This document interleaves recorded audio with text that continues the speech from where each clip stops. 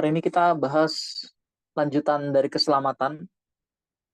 Poinnya adalah iman yang berbuah. Iman yang berbuah. Nah, kalau kita bahas tentang aplikasi atau penerapan iman Kristen, nah maka kita harus mempelajari apa yang sudah ditulis oleh Yakobus dalam suratnya.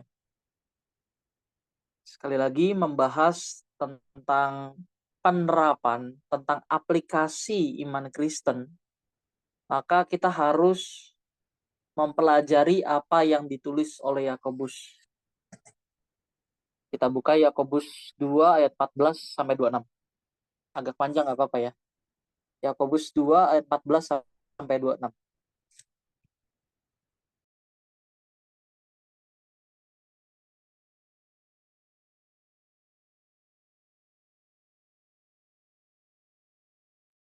Apa Kak? Sorry Kak. Tadi. Yakobus 2 ayat 14 sampai 26.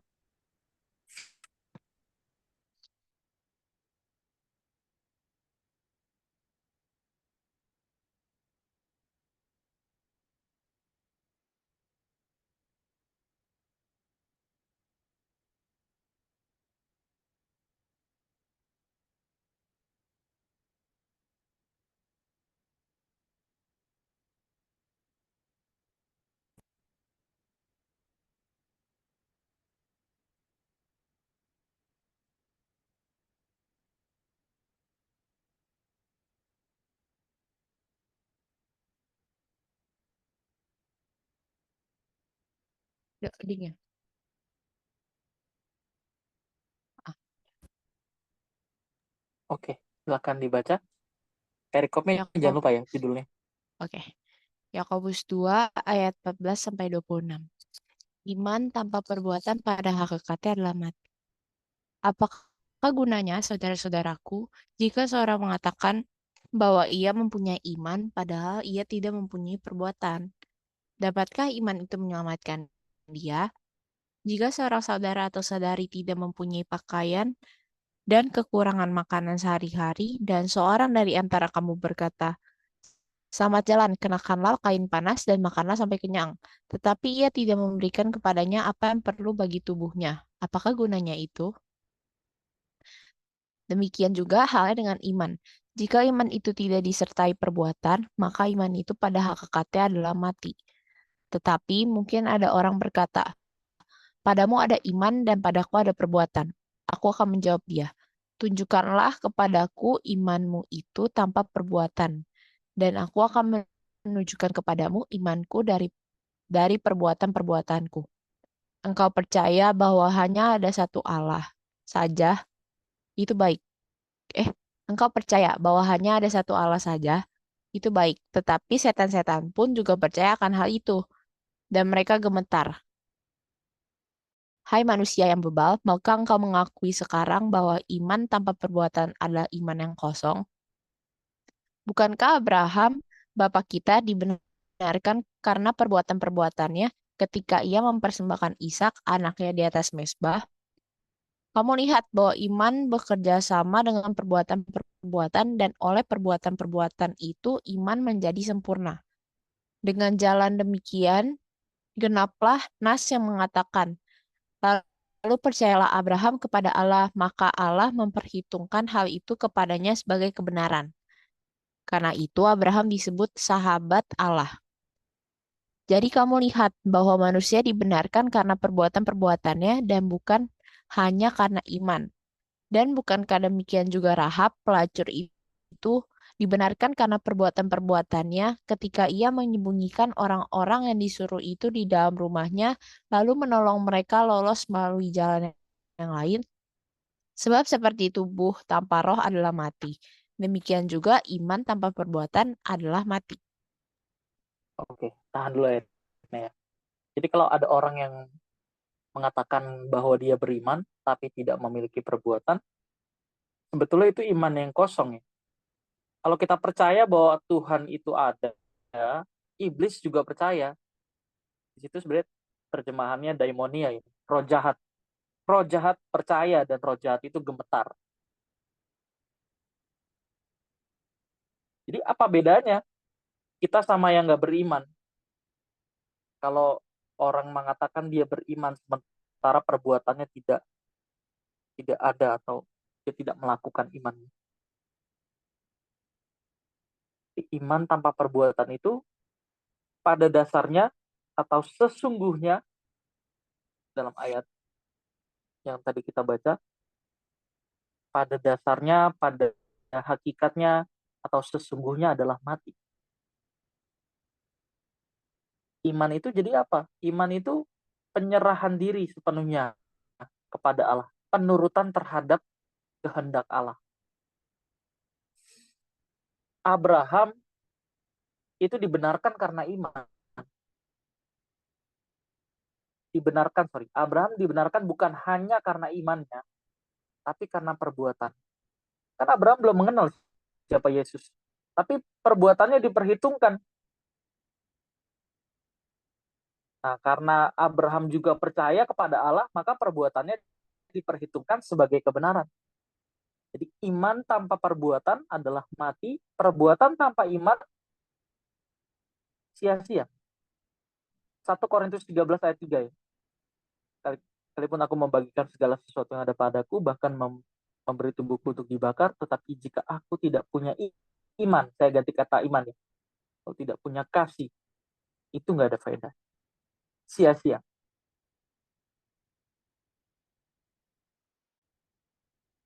Jadi Yakobus menyatakan dengan tegas bahwa iman tanpa perbuatan pada dasarnya, pada hakikatnya sesungguhnya adalah mati. Nah, yang menarik dari penjelasan Yakobus tentang iman dalam konteks ini, coba kita lihat ayat yang kedua-dua ya. Itu dikatakan, kamu lihat bahwa iman bekerja dengan perbuatan-perbuatan. Dan oleh perbuatan-perbuatan itu, iman menjadi sempurna. Iman bekerja sama dengan perbuatan-perbuatan, dan oleh perbuatan-perbuatan itu, iman menjadi sempurna. Kalau kita percaya sama Tuhan, kita tahu tentang firman, tetapi kita tidak melakukan kebenaran itu nggak ada gunanya. Iblis juga percaya ada Tuhan. Dan kayak kata iblis di situ sebetulnya daimonia ya. Jadi yang gemetar itu roh jahat. Iblis itu yang melawan Allah anak. Nah ini sedikit intermezzo tentang kristologi ya.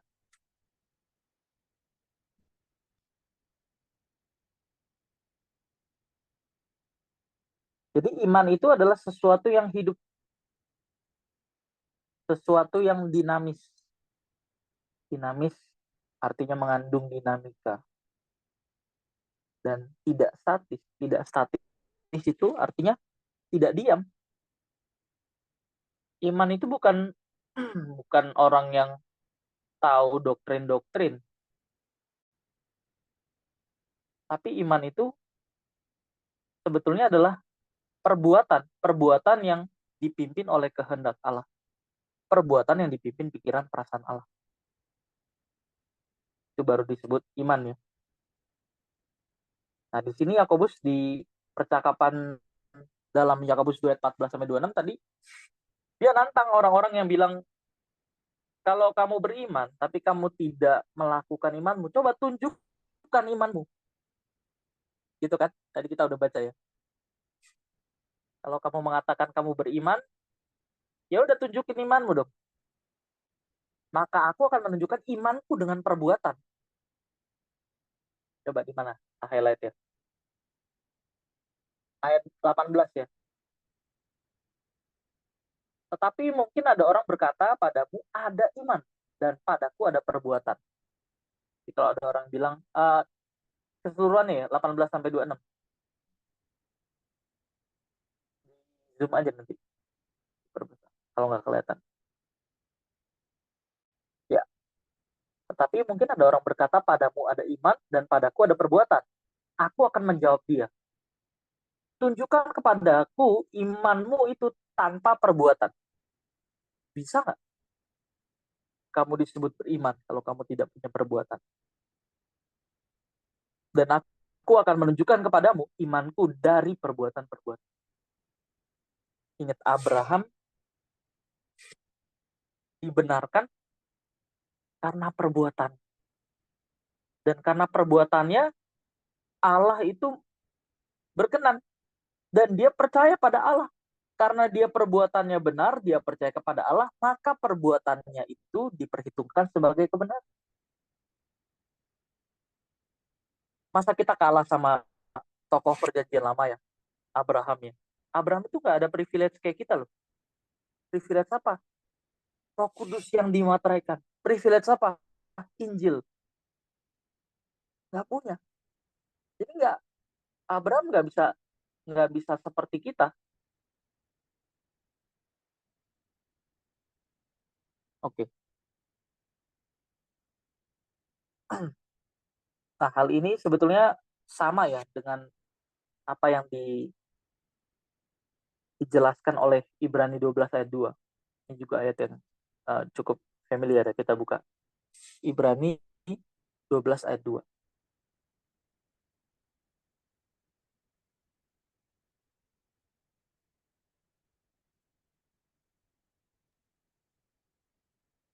Berani Oke, 12 dibaca. ayat 2. Adalah kita melakukannya dengan mata yang tertuju kepada Yesus yang memimpin kita dalam iman dan yang membawa iman kita itu kepada kesempurnaan, yang dengan mengabaikan kehinaan tekun memikul salib, ganti sukacita yang disediakan bagi Dia yang sekarang duduk di sebelah kanan tahta Allah. Ya, kalau kita mau punya iman yang sempurna, kita harus melihat apa yang Yesus lakukan. Kita harus mengikuti jejak Tuhan Yesus. 1 Yohanes 2 ayat 6. Barang siapa mengaku ada di dalam dia, haruslah ia hidup sama seperti Yesus hidup. Marilah kita melakukannya dengan mata yang tertuju kepada Yesus, yang memimpin kita dalam iman, dan yang membawa iman kita itu kepada kesempurnaan.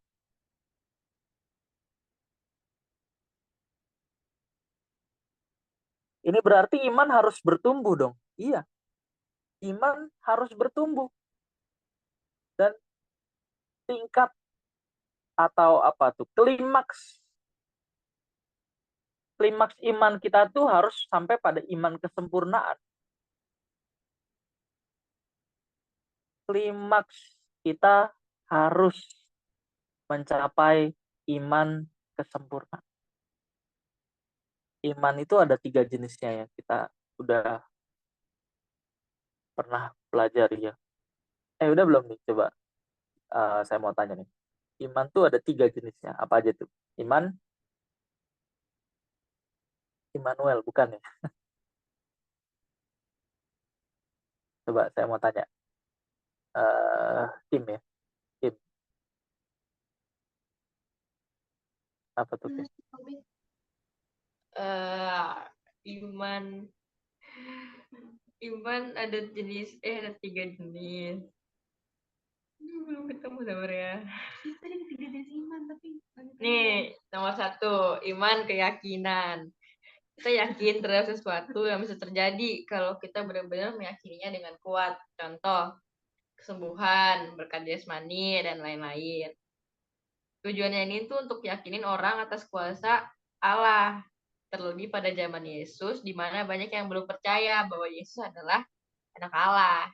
Kedua, iman persetujuan pikiran. Ini iman yang nerima Yesus nih, dia nerima Yesus itu Tuhan. Tapi ya udah gitu, dia cuman kayak ya Yesus Tuhan, tapi dia nggak melakukan imannya, gitu. Iman akali. Terus ada iman keselamatan. Iman ini adalah iman yang lebih berkualitas karena ini berupa tindakan konkret. Oke. Jadi ada 3 jenis iman. Iman percaya, iman persetujuan pikiran, atau pengaminan akali, dan iman keselamatan. Iman keselamatan artinya menyerahkan diri sepenuhnya kepada Tuhan. penurutan terhadap kehendak Allah. Jadi iman yang sempurna itu adalah ketaatan penuh terhadap kehendak Bapa. Nah, ini tingkat iman yang sempurna. Penurutan sepenuhnya terhadap kehendak Bapa. Di perjanjian lama udah ada contohnya Abraham. Nah, perjanjian baru siapa contohnya? Tuhan Yesus, Paulus, dan murid-murid Tuhan Yesus yang lain. Jadi kalau kita tanya mana contohnya iman yang sempurna dalam perjanjian baru selain Tuhan Yesus, Paulus. Murid-murid Tuhan Yesus tuh mereka orang-orang yang biasa ya, bukan orang-orang terpelajar seperti kita sekarang yang kuliahnya di universitas ternama misalnya. Tapi sarjana lapangan ya.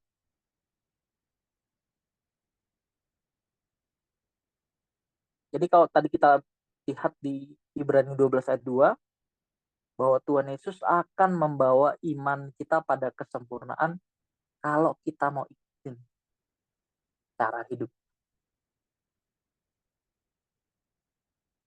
Ini berarti iman harus bertumbuh sampai pada kesempurnaan. Sebab Tuhan Yesus sempurna. Ibrani berapa? Ibrani 5 ayat 9. Coba kita buka.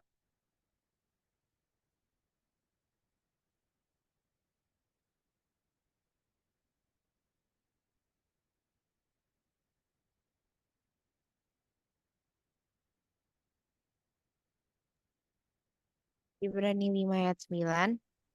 Dan sesudah ia mencapai kesempurnaannya, ia menjadi pokok keselamatan yang abadi bagi semua orang yang taat kepadanya. Yes. Tuhan Yesus berhasil mencapai tingkat iman yang sempurna. Klimaks dari iman. Dan barang siapa yang mau taat kepada dia, itu bisa diselamatkan. Ia menjadi pokok keselamatan yang abadi bagi semua orang yang taat kepadanya. Yang taat kepadanya. Sebab Tuhan Yesus sudah memperagakan cara hidup yang taat pada Bapa sepenuhnya. Dan kalau kita mau menjadi orang yang berkenan di hadapan Bapa, kita harus ikutin cara hidup Tuhan Yesus. Yohanes 14 ayat 6.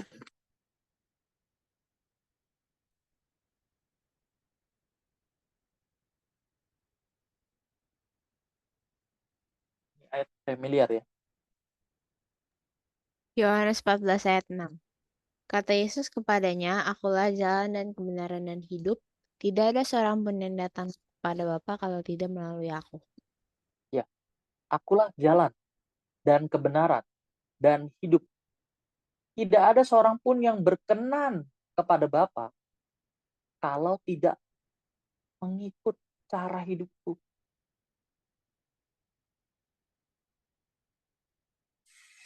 Ini senada dengan Ibrani 5 ayat 9 tadi. Tuhan Yesus menjadi pokok keselamatan. Karena ia telah berhasil membuktikan ketaatan.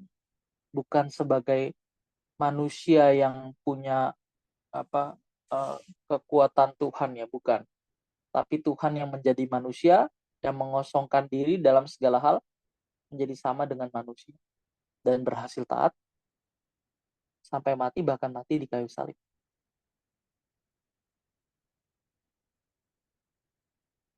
Nah, dalam hal ini Tuhan Yesus sudah memberikan contoh iman yang sempurna, yaitu ketaatannya kepada Bapa di surga. Dalam Ibrani 12 ayat 3 dikatakan, yang dengan mengabaikan kehinaan, tekun memikul salib ganti sukacita yang disediakan bagi dia, yang sekarang duduk di sebelah kanan tahta Allah. Nah, Tuhan Yesus telah bergumul melawan dosa sampai mencucurkan darah. Ibrani 12 ayat 4. Demi ketaatannya, Tuhan Yesus rela berdarah-darah sampai mati di kayu salib. Kita buka Filipi 2 ayat 8 ya. Filipi 2 ayat 8.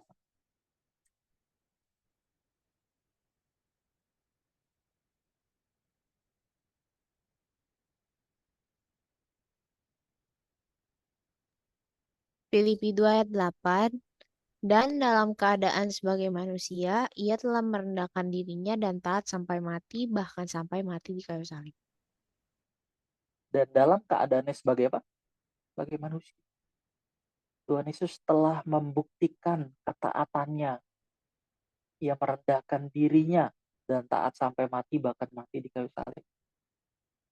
Nah, harus diingat bahwa penghukuman orang yang disalib itu adalah penghinaan. Sebuah penghinaan.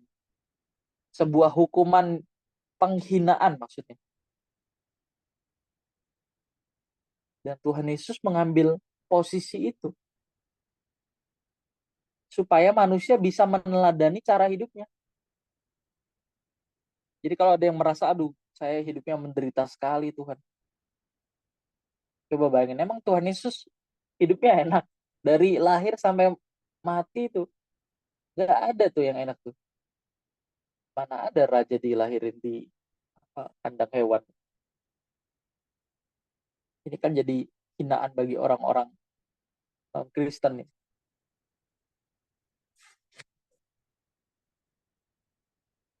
Nah, dengan kata lain, iman yang sempurna adalah ketaatan yang sempurna.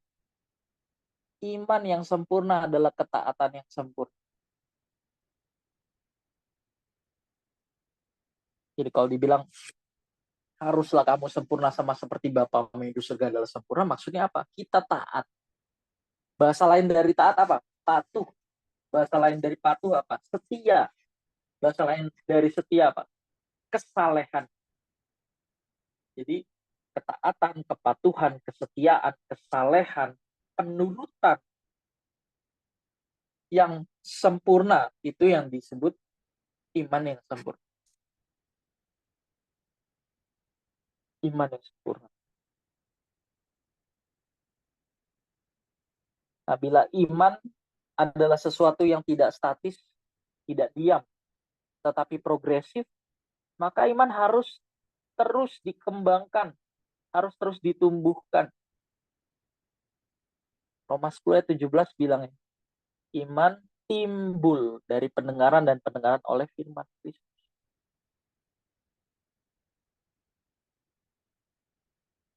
Semua orang yang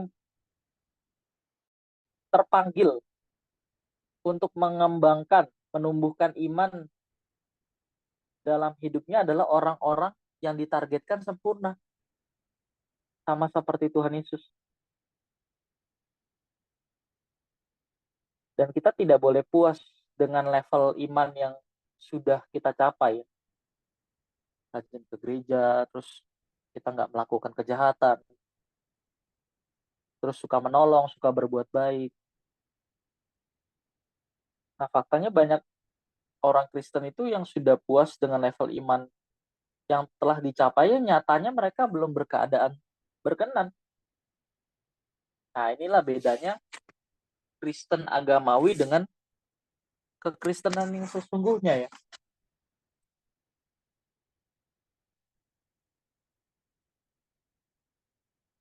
Mereka bergereja dan menjalankan hidup kekristenannya hanya sekedar sebagai kewajiban, sebagai orang yang beragama Kristen. Tetapi tidak memiliki gairah, keinginan yang kuat untuk mencapai iman yang sempurna. Orang Kristen yang rajin beribadah, dalam tanda kutip ya, orang Kristen beragama, orang Kristen agamani, dia itu nggak punya tujuan. Orang Kristen agamani itu nggak punya tujuan. Apa landasannya ngomong kayak gitu? Ya kalau kita menjalankan kehidupan beragama, berbuat baik, tujuannya untuk apa? Supaya jadi antroposentris, orang melihat kita. Tujuan kekristenan itu bukan antroposentris, bukan manusia pusatnya, tapi teosentris, Tuhan yang jadi pusat kehidupan kita.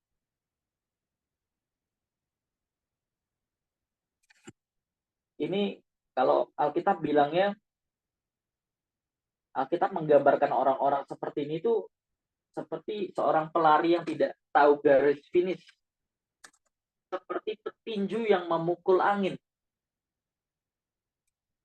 Ya, rajin ke gereja, rajin menolong, berbuat baik, punya sikap altruis, tapi tidak didasarkan kehendak Allah. Ini sama seperti orang yang ikut perlombaan lari, seorang pelari yang tidak tahu garis finish, seperti petinju yang memukul angin. Nggak ada tujuan apa-apa. Tujuannya apa? Padahal orang Kristen itu harus mengenali bahwa dia harus mencapai target iman, level tertentu, seperti yang dikehendaki oleh Allah. Nah, sayang sekali, ternyata banyak orang Kristen yang tidak tahu level bagaimana yang harus dicapai. Nah, perjalanan hidup kita sebagai orang Kristen sebetulnya adalah perjalanan iman. Perjalanan iman. Jadi kalau kita berhenti bertumbuh dalam ketaatan kepada Bapa, berarti kita berhenti beriman dengan benar. Saya ulang. Berhenti bertumbuh dalam ketaatan kepada Bapa, berarti berhenti beriman dengan benar.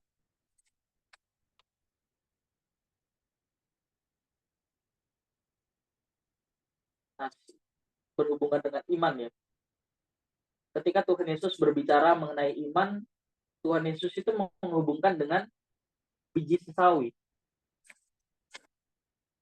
Tuhan Yesus berkata gini, kalau sekiranya kamu mempunyai iman sebesar biji sesawi saja, kamu dapat berkata kepada pohon ara itu, terbantun itu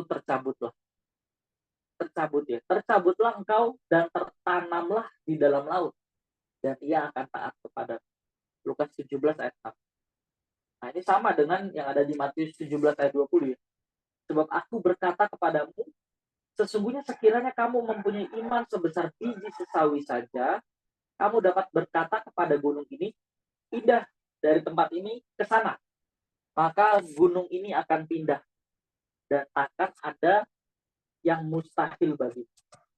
Nah, memindahkan pohon di sini, jangan hanya dipahami secara harfiah ya. Tapi kita harus lebih mengerti sebagai sebuah kiasan. Meskipun ini bukan sesuatu yang mustahil ya, mencabut pohon dari akarnya, memindahkan gunung itu nggak mustahil bagi Tuhan. Nah, tapi ini akan lebih memiliki nilai bagi keselamatan jiwa kita kalau ayat ini lebih dipahami sebagai kiasan. Jadi jangan hanya memandang sesuatu, melihat sesuatu terkhusus ayat-ayat di Alkitab itu secara harfiah. Karena buah pohon pengetahuan baik dan jahat, buah dari pohon kehidupan, nah itu kan memahami secara harfiah buah dalam arti sesungguhnya ya. Nah, kalau itu dipahami sebagai harfiah, apa maknanya? Apa aplikasi penerapannya, apa implikasinya, apa keterkaitannya, apa? Nah, kenyataannya Tuhan Yesus kan nggak pernah benar-benar mencabut pohon atau memindahkan gunung secara fisik kan. Meskipun Tuhan Yesus ngomong gitu kan. Pernah nggak ada kita menemukan? Kalau ada pasti itu jadi kisah yang diceritakan di sekolah minggu, Tuhan Yesus memindahkan gunung, mencabut pohon dari akar. Kalau membuat pohon ara mati ada.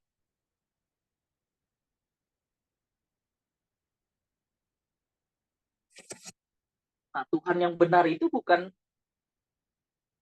Tuhan yang bersikap gagah-gagahan supaya dipuji ya. Jadi gini maksudnya, kalau kita percaya Tuhan, kita beriman pindahkanlah pohon ini, kita mau memindahkan pohon atau mau memindahkan gunung, terus bisa gitu. Itu bisa dilakukan. Terus orang melihat, wih keren ya gitu. Tuhan itu bukan Tuhan yang kayak gitu. Bukan Tuhan yang perlu bersikap gagah-gagahan supaya dipuji. Nah, meskipun sekali lagi ini sebenarnya bukan hal yang mustahil juga untuk Tuhan lakukan nih. Itu hal kecil, memindahkan gunung, memindahkan pohon, mencabut pohon lalu memindahkan ke tempat lain.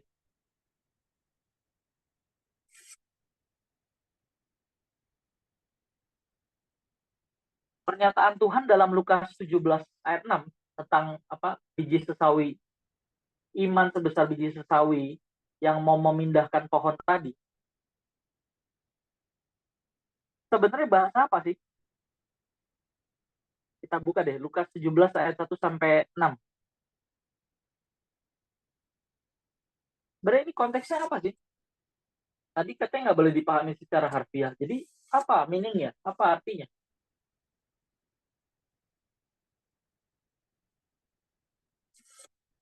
Oke, silakan dibaca.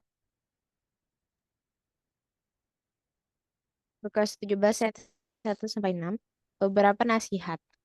Yesus berkata kepada murid-muridnya, tidak mungkin tidak akan ada penyesatan, tetapi celakalah orang yang mengadakannya. Adalah lebih baik baginya jika sebuah batu kilangan diikatkan pada lehernya, lalu ia dilemparkan ke dalam laut, daripada menyesatkan salah satu dari orang-orang yang lemah ini. Jagalah dirimu. Jikalau saudaramu berbuat dosa, tegurlah dia. Dan jikalau ia menyesal, ampunilah dia.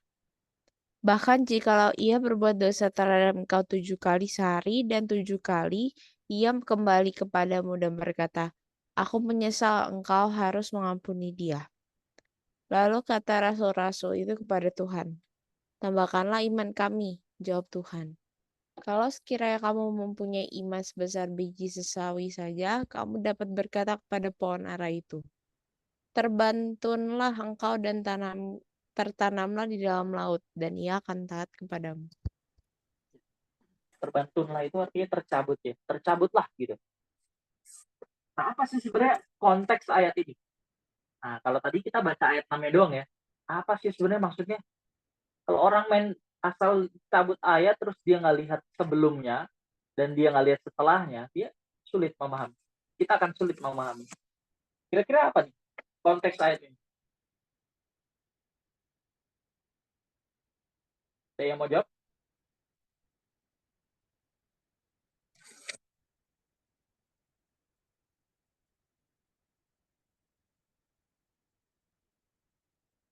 Kira-kira apa nih konteksnya? Nah, sebenarnya dalam Lukas 17 ayat 1 sampai 6 ini konteksnya adalah bicara penyesatan. Ayat 2 tuh. Adalah lebih baik baginya jika sebuah batu kilangan diikatkan pada lehernya. Ayat 1 sampai 2 ya. Tidak mungkin tidak akan ada penyesatan. Artinya pasti ada penyesatan. Tetapi celakalah orang yang mengadakan. Adalah lebih baik baginya jika sebuah batu kilangan diikatkan pada leher. Jadi ini sebenarnya lagi bicara soal penyesatan. Tuhan Yesus sedang membahas mengenai penyesatan. Kata penyesatan. Coba buka teks aslinya. Penyesatan skandalon. Kata penyesatan di dalam ayat yang pertama. Ya, skandalon ya. Kata skandalon ini bisa berarti trap, jebakan. Bisa berarti offense, atau sesuatu yang melukai hati atau menjahati sesama. Juga bisa berarti legal or moral crime. Legal or moral crime. Kejahatan politik atau moral. Atau bisa juga diartikan stumbling block, batu sandungan atau sesuatu yang menghambat perjalanan. Jadi kata penyesatan di sini bisa berarti jebakan, sesuatu yang melukai hati atau menjahati sesama, kejahatan politik atau moral, atau batu sandungan, juga sesuatu yang menghambat perjalanan. Nah, kalau disimpulkan, kata skandalon ini artinya apa sih? Kata skandalon berarti kejahatan di dalam jiwa manusia yang menjebak. Kata skandalon berarti kejahatan di dalam jiwa manusia yang menjebak. Nah, kalau kita perhatikan ayat 2 tadi, ini sebenarnya dibangun, ini sebetulnya dibentuk oleh para pengajar-pengajar palsu. Makanya Tuhan mengutuk ya, di ayat kedua tadi ya. Celakalah orang yang mengadakan penyesatan, ayat 1. Kalau ada orang yang menyesatkan, lebih baik lehernya diikatkan batu kilangan. Jadi kata penyesatan di situ, skandalon, artinya kejahatan di dalam jiwa manusia yang menjebak. Dalam ucapan Tuhan Yesus di Lukas 17 ayat 6, tidak ada sama sekali unsur kepentingan manusia itu sendiri. Ayat 6 tadi apa? Bicara apa? Bicara memindahkan pohon ya, betul ya. Ini sebenarnya nggak ada unsur kepentingan manusia itu sendiri. Nah, sama juga di Matius 21 ayat 18 sampai 22. Yaitu ketika Tuhan berbicara mengenai iman yang dapat memindahkan gunung. Tindakan Tuhan membuat pohon ara menjadi kering. Sama seperti dalam Matius 21 ayat 18 sampai 22, yaitu ketika Tuhan Yesus berbicara mengenai iman yang dapat memindahkan gunung. Jadi apa sih maksudnya Tuhan Yesus membuat pohon ara menjadi kering? Apa sih maksudnya? Kenapa Tuhan Yesus ngomong ini sih? Nah, sebetulnya tujuan Tuhan Yesus adalah memberi pelajaran ke muridnya ya. Sebagaimana pohon itu harus berbuah, begitu pula Tuhan menghendaki orang percaya berbuah. Kan judul pembahasan kita ini kan tentang iman yang berbuah ya. Iman yang berbuah. Jadi buah dari kehidupan itu pada dasarnya adalah ketaatan kepada Bapa. Jadi kalau dibilang iman yang berbuah, berarti adalah apa? Iman yang berbuah berarti Taat. hoki-hokian ya jawabnya. Oke, untuk benar ya. Iman yang berbuah itu adalah perbuatan yang sesuai dengan kehendak Bapa. Taat ya. Jadi buah kehidupan itu pada dasarnya adalah ketaatan kepada Bapa. Nah, kalau kita kaitin dengan Efesus 4 ayat 22 tentang penanggalan manusia lama oleh nafsunya yang menyesatkan. Di sini kita bisa memperoleh kebenaran bahwa di dalam diri manusia itu ada nafsu yang menyesatkan atau menjebak. Skandalon tadi. Di dalam diri kita ada nafsu atau keinginan yang salah yang menyesatkan atau menjebak. Coba bayangin kalau manusia yang udah punya kecenderungan seperti itu, terus dengar pengajaran yang sesat, dengar pengajaran palsu, makin salah nggak? Makin tersesat nggak? Makin salah, makin tersesat. Nafsu yang menyesatkan itu bukan hanya dosa yang menyangkut pembunuhan, seks, korupsi, atau keinginan daging lainnya ya. Tapi juga sikap hati terhadap sesama. Nah, kalau dalam agama, pada umumnya perbuatan baik ya, sesuatu yang sifatnya lahiriah. Tapi kalau kekristenan itu yang dibidik itu sampai tingkat batinnya. Misalnya apa? Jangan membunuh. Jangan membunuh artinya jangan menghabisi nyawa orang secara fisik. Tapi yang Tuhan kehendaki adalah jangankan membunuh. Kita kalau benci sama orang aja, nyimpen kepahitan aja, itu udah membunuh, udah salah. Nah itu yang dimaksud tingkat batinnya itu. Jadi pohon yang dimaksud Tuhan Yesus ini bisa merupakan kiasan yang menunjuk kejahatan di dalam jiwa manusia yang sulit dipindahkan karena sudah mengakar. Nangkep nggak nih? Jadi kalau tadi dibilang punya iman sebesar biji sesawi, kamu dapat mencabut pohon dari akarnya. Maksudnya adalah pohon yang dimaksud di sini adalah kejahatan di dalam jiwa manusia yang sulit, yang sukar dipindahkan karena sudah mengakar. Tapi kalau orang benar-benar mau taat, maka kita bisa melakukan iman sebesar biji sesawi. Maksudnya apa? Taat. Maksudnya apa? Nurut. Maksudnya apa? Kita ngikutin apa yang Tuhan suruh.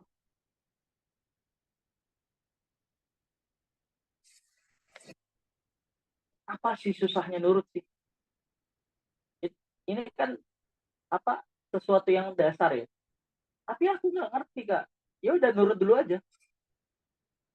Nurut tuh kita ikut walaupun kita belum ngerti. Itu maksudnya ya.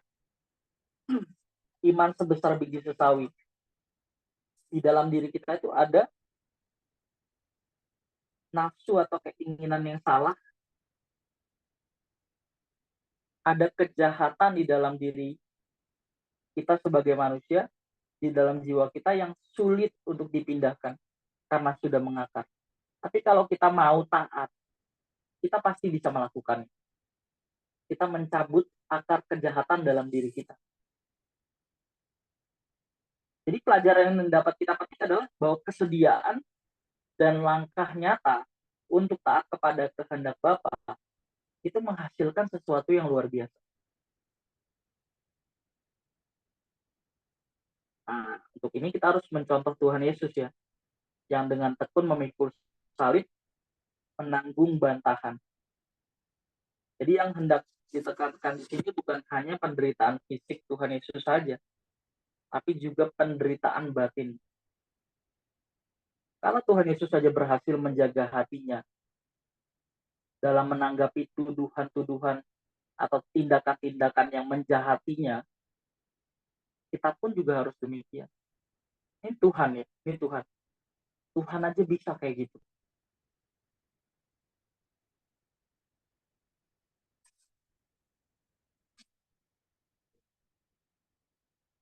Dan ini adalah prestasi kita. Kalau kita taat kepada Tuhan, kita ngikut kehendak Tuhan, ini yang disebut prestasi kehidupan, yang bisa dikatakan sebagai iman yang sempurna.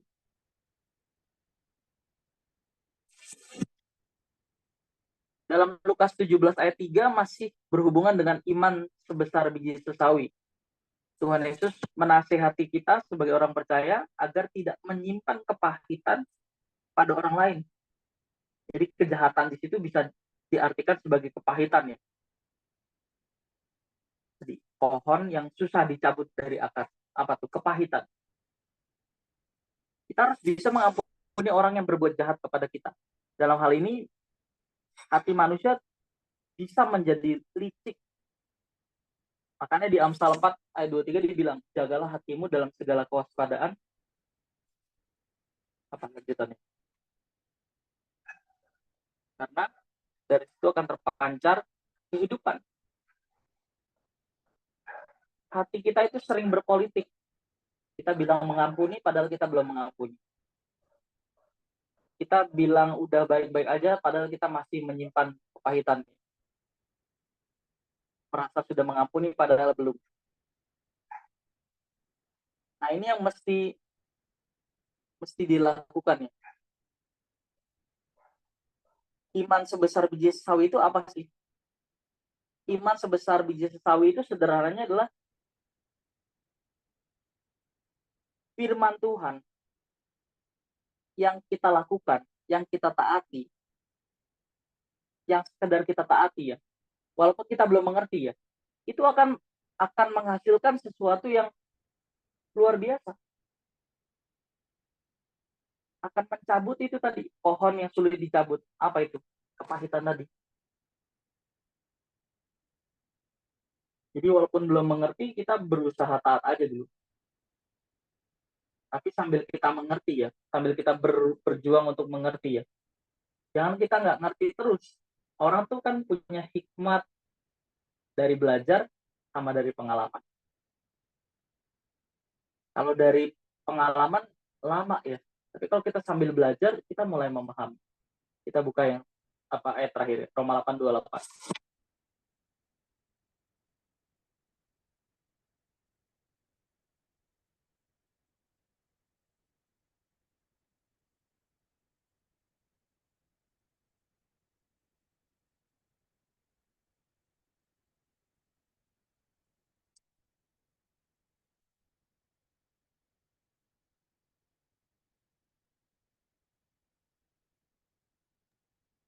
Roma berapa? 8 ayat 28, Kak. Iya, Roma 8:28.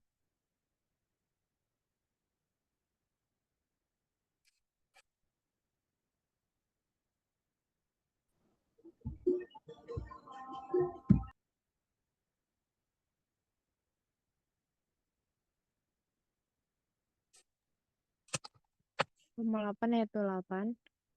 Kita tahu sekarang bahwa Allah turut bekerja dalam segala sesuatu untuk mendatangkan kebaikan bagi mereka yang mengasihi Dia, yaitu bagi mereka yang terpanggil sesuai dengan rencana Allah. Ayat ini sering ya dinaikin ya.